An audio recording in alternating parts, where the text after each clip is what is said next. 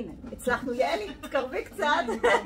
אהלן, אז ביקשתי מיעל להוציא את הטיפ הזה מתוך הסדנה, כי זה טיפ מאוד משמעותי, ואצל הרבה מאוד נשים. אז קודם כל, תודה יעל, תודה שהסכמת ככה לציין, תקרבי קצת יותר.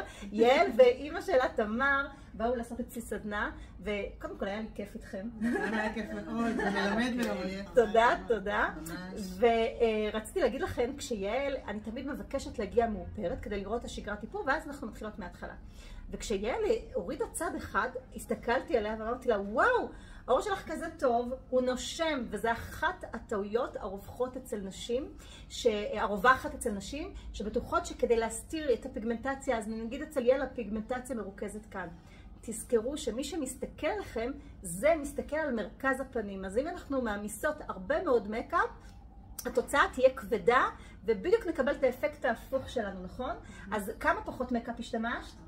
הרבה פחות. מרגישים יותר את הכלילות. מרגישים הרבה יותר את הכלילות, אז אנחנו שמות פריימר ומורחות עם מברשת מקאפ טובה, וזו מברשת הקסם כמובן, ולא עם האצבעות. הנה, נשארנו עם אותו מקאפ, יעל חשבה להחליף את המקאפ, נשארנו עם המקאפ שלה, ראינו שהוא כן טוב לה, אבל ברגע שאנחנו מייצרות כלילות, המראה תמיד יראה צעיר ורענן יותר, ונכון אימא? כמה... ממש, ממש. גילינו עולמות מיוחדים, באמת, עולמות וטיפים, ובכלל אני מאוד נהניתי בסדנה, כי ראיתי פן אחר לגמרי, דברים אחרים לגמרי, שלא ידעתי אותם שנים, ופתחתי עולמות. תודה, איזה כיף. ולילך מעבירה את זה בצורה מהממת וכיפית ומיוחדת. וואי, איזה כיף, איזה סוחטת מחמאות אני.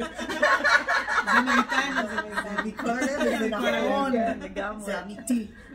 אז תודה רבה, ותודה על הטיפ הזה, כי זה חשוב להרבה מאוד צופות.